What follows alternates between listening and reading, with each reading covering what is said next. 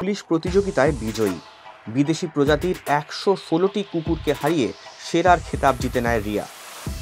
বিলুপ্তপ্রায় মুঢল প্রজাতির কুকুর রিয়ার কার্যকলাপে মুগ্ধ স্বয়ং প্রধানমন্ত্রী। দেশের সীমান্ত রক্ষায় আর বিদেশি নির্ভরতা নয়। ২০২০ সালে ভারতীয় নিরাপত্তা বাহিনীকে আত্মনির্ভরতার পরামর্শ দেন নরেন্দ্র মোদী। ৫ বছরের মধ্যেই তার বাস্তবায়ন। জার্মান শেফার্ড, ল্যাব্রাডর, বেলজিয়ান ম্যালিনয়েসের মতো বিদেশি প্রজাতির জায়গায় নিয়ে আসা হলো দেশি কুকুর। মুঢল হাউন্ড। মাথার আকৃতি সরু এবং লম্বা, চোখ বড় বড়, মজবুত পাঁজর, দীর্ঘ লেজ যা সাহায্য করে হাওয়ার বিপরীতে ক্ষিপ্র গতিতে দৌড়তে। গতি ঘন্টায় ৫০ কিলোমিটার। সেরা শিকারীদের একটি। রক্ষণাবেক্ষণের খরচ সামান্য। সহন শক্তি এবং মনোবলের কারণেই দেশীয় প্রজাতির এই কুকুর বাকিদের থেকে আলাদা।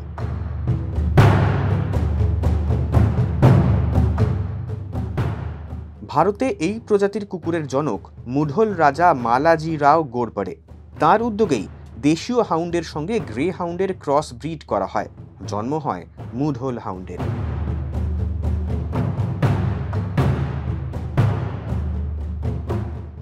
২০০০ সালের আগেও কর্ণাটকের বাগলকোট এবং বিজয়পুরা জেলায় মুঢল হাউন্ড দেখা যেত, তবে সংখ্যায় নেহাত কম। পরে বিলুপ্তির তালিকায় থাকা দেশীয় প্রজাতির কুকুরদের বাঁচাতে উদ্যোগী হয় কর্ণাটক সরকার। ২০১৮ সালে মুঢল হাউন্ড প্রথম ভারতীয় প্রজাতির কুকুর হিসেবে সামিল হয় সেনাবাহিনীতে। এই খবর নজর কাড়তেই পরিচিতি পায় মুঢল হাউন্ড। অনেক হিংস্র এমন বদনামের কারণে একসময় মুঢল হাউন্ড ছিল বাতিলের খাতায়।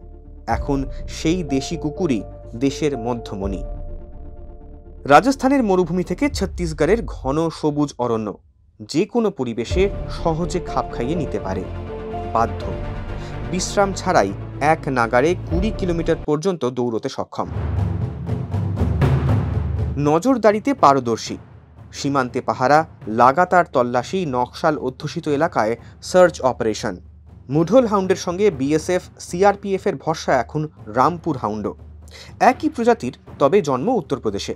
সীমান্তরক্ষী বাহিনী এবং national training centre for dogs Bengaluru এবং মিরাটে প্রশিক্ষণের পরেই এই দেশি কুকুরদের সামিল করা হয় বাহিনীতে। বলা যেতে পারে মুঢল এবং রামপুর হাউন্ড এখন দেশের নতুন প্রহরী।